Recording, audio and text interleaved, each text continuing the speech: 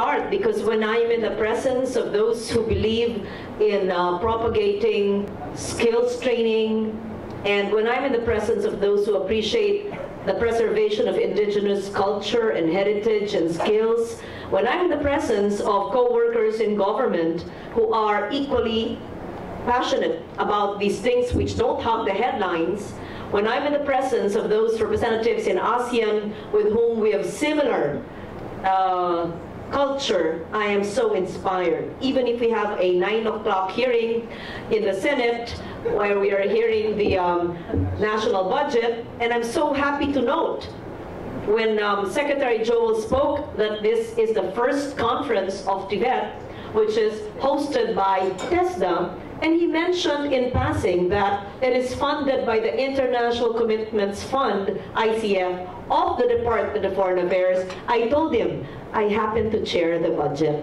And so I declare that this will be the first, but not the last. This will be institutionalized every year.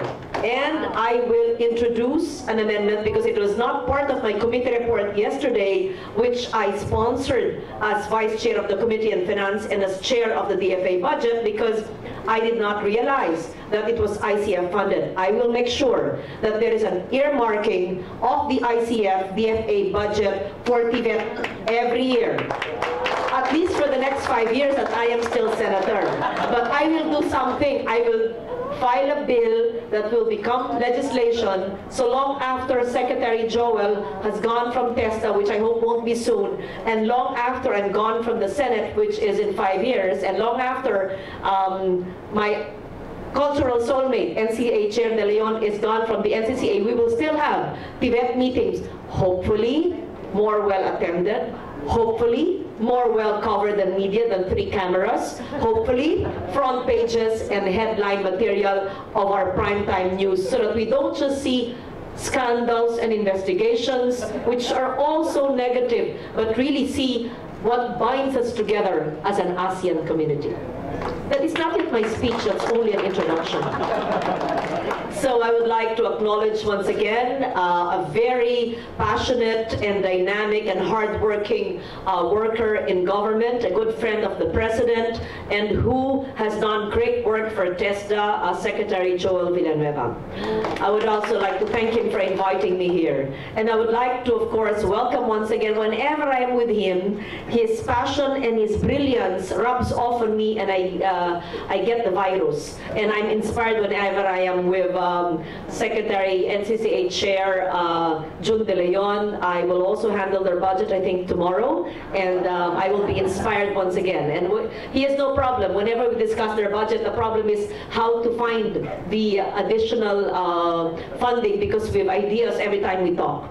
And we talk from institutionalizing SLTs to fireflies, would you believe, in committee hearings, alitap-tap, but that's a different matter altogether. And again, Mr. Ed De La Torre, I still call him Father Ed, who is an institution in TESDA and in skills training education. We're glad to know that he's here today to share his knowledge and his experience. We would like to welcome all of you, and Executive Director Michelle Hall from Australia, and all of those present here today to share their inputs. In this day and age of technology and globalization, the knowledge systems and traditions of indigenous communities are threatened to be left in the memories of the elders, completely lost as they pass away. Asia is home to 2/3 of the world's 300 million indigenous peoples. They share a common situation with other indigenous peoples in other parts of the world. And because of this historic injustices of the past, dispossession of lands and resources, and continuing discrimination, indigenous peoples are one of the sectors most adversely affected by globalization. This phenomenon not only threatens to marginalize indigenous groups, it threatens the very foundation of their existence and their identity. Our IPs are threatened by unsustainable extractive industries and development projects that encroach and ravage their lands without their informed consent. Their way of life is also adversely affected as they are uprooted from the very soil to which they are spiritually and fundamentally linked. Despite modernization and acculturation, inevitable as this may be, We cannot turn a blind eye to these concerns because our indigenous communities, along with their vast knowledge, the rich culture and traditions, are vital in solidifying the mold of every nation's identity. If we lose it, if we lose them, we may as well have lost who we are. In December of 2015, a year from now, we expect the emergence of the ASEAN Economic Community, the AEC. It will set the stage for ASEAN as a single market and production base that would create opportunities for business complementation, thereby transforming ASEAN into a vital segment of the global supply chain. ASEAN's bold vision of achieving the free flow of goods, services, investment, and skilled labor in the region may help us achieve higher productivity and economic diversification. But we have to consider a lot of things. Our indigenous communities are among our priorities. If prior to the AEC, indigenous communities are already left behind, how do we then ensure that they are actually part and would actually benefit from this integration when it is already in effect? Aside from protecting their traditional and intellectual property, IP should be socially and economically empowered. Foremost, basic services should be provided to them. Most indigenous communities are located in isolated and disadvantaged areas. This compels us to create a system that would enhance delivery of basic, social, technical, and legal services. Access to education is also a must, but we must likewise create more jobs, which test they're doing, and livelihood opportunities, because even after they receive formal education, our IPs will have to compete with many other graduates and unemployed citizens in seeking for employment. The Technical Education and Skills Development Authorities, TVET, or the Technical Vocational Education Training, is one way to address this concern. But while we empower our IPs through skills development and enhancement for employment in mainstream industries, I urge the creation, but I found out it's already created, but perhaps we should institutionalize it, widen it into broad-based, culture-based vocational courses. Many of the products of our IPs are sought after in other countries, especially in Western communities. But the supply, especially of handmade products, cannot keep up with the demand because a hand-woven cloth made of abaca or a handmade basket made of nico, pico, baril, bori, and many others would take weeks, if not months, to complete. Just yesterday, the Mandaya weavers from Sitio Sangap in Karagatan, Davao Oriental, were in my office after having brought them to the National Museum for the weaving weekend. I have this program of bringing weavers from various provinces who are usually part of SLTs, and they show visitors of the National Museum how they weave, how they do their beadwork, how they use the backstrap loom and the hand looms. And yesterday they were there just to show me what is left of the wares they were able to show and sell in the National Museum. And they're just one of the many groups who actually benefit from the convergence of government between and among my office, which is the Philippine Senate, the NCCA, and the National Museum. And now I know we have a staunch partner in TESDA. TESDA can also partner with local government units and cultural agencies in creating such a program.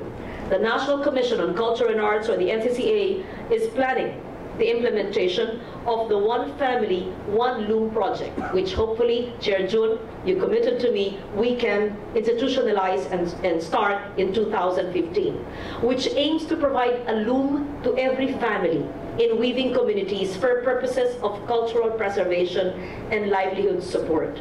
I have been to far-flung areas, and people with me wonder why I would go to rebel-infested areas hours and hours long where there are no roads just to see one hand loom. It is important that we support these people who weave from their homes, sometimes under trees, sometimes in areas which are not really accessible, and we have a shortage of materials. if TESDA is able to identify these areas, and I will help you because we have the database from PTRI, we have the database from the NCCA, we have the database from the FIDA. If we could institutionalize this culture-based skills training, and the PTRI and FIDA, and perhaps even TESDA can provide the hand looms, backstrap looms, and whatever is needed by these weavers, then we'll be on the right track. With skills training on weaving made available by TESDA, we may even extend the project to non-weaving communities as we spark interest on cultural skills. We have to develop interest in traditional skills and likewise present the economic opportunities that can be derived from acquiring or improving such skills. We hope that in the long run, traditional skills like hand weaving, embroidery, tabungaw making, basket weaving, pottery, etc. would be mainstream and become common sights in both urban and rural communities like in our neighboring countries. And let me just give you a short anecdote. Years ago, when I visited Laos, and I went to Luang Prabang, and I was amazed, first of all, of how they preserve built heritage. But that is another story altogether. But apart from that, I visited small stores and did go beyond the stores and asked them where they actually wove or produced their baskets, their beads, and their bats, and their textiles. And they pointed me and gave me directions how to go. So I took a tuk-tuk, and I went to the weaving centers by the Mekong River. And communities which are not accessible by the tuk-tuk, I even rode a boat and went on a cruise, on a boat ride in the Mekong River to find what we would call in the Philippines as the barangays, so that I would see the women and some men and some youths weaving in that area. Same thing which I did in Cambodia as well, when we went as a family maybe 5 years ago, and I sought out the weaving centers, not centers as we know it, but actually just homes in far-flung areas outside of tourist areas. I was also impressed on how a home, a traditional home, had their vats for indigo dyes. So whether it is Laos or Cambodia or even in northern Thailand, whose natural dye makers came to the Philippines some time back. I brought them here to the National Museum and taught our indigenous peoples and some people we invited at the National Museum to teach us natural dye, indigo dye. And what we're doing right now is we would want to encourage the National Greening Program of the DNR and even local communities to plant tayum, for example. Is it the right word? Tayum, which is a source, source of indigo in our country. Because I found out that the source of indigo is scarce, and we even have to import. But why not plant tayum as part of the NGP so that we could have the source of indigo dye, which is very low-tech, which is easy to do, which is probably one also of the skills that TESDA. So if I may add, apart from the NCCA, the TESDA, and our office, we could probably include FIDA, we could probably include PTRI, so that they could also guide the TESDA on the skills that can be taught. I keep on going on and veering away from my speech. And this was a note that was given to me by Chair June, and I would like to say it now, so that we institutionalize this agreement. In the absence of a memorandum of agreement, this will be it. And he says, and I agree, and I'm sure Secretary Joel will agree, and the DFA, who's a DFA representative, will agree, that we must secure IP cultural skills.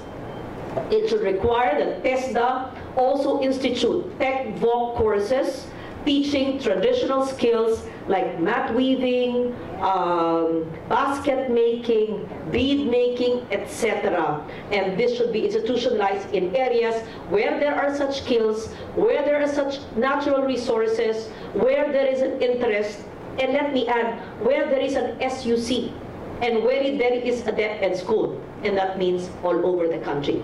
Today, as I speak to you, I will also be working on the budget of the National Museum and the Department of Education. And I will say this on the floor to Secretary Luistro, because they're actually doing it. In Abra, a national high school in Abra, teaches tabungaw making as part of their curriculum in high school. So again, in the absence of a MOA, and let this declaration be the MOA which I will institutionalize, TESDA, the DepEd, NCCA, PTRI, and FIDA, and my office will do this convergence in government so that every DepEd school where there is an SLT, every SUC will actually help in perpetuating, and TESDA will be the engine that will put this all together so you will have a culture-based traditional skills tech walk program. Tama ba yun? So yun. So, I am so glad for this gathering to be hosted by TESDA.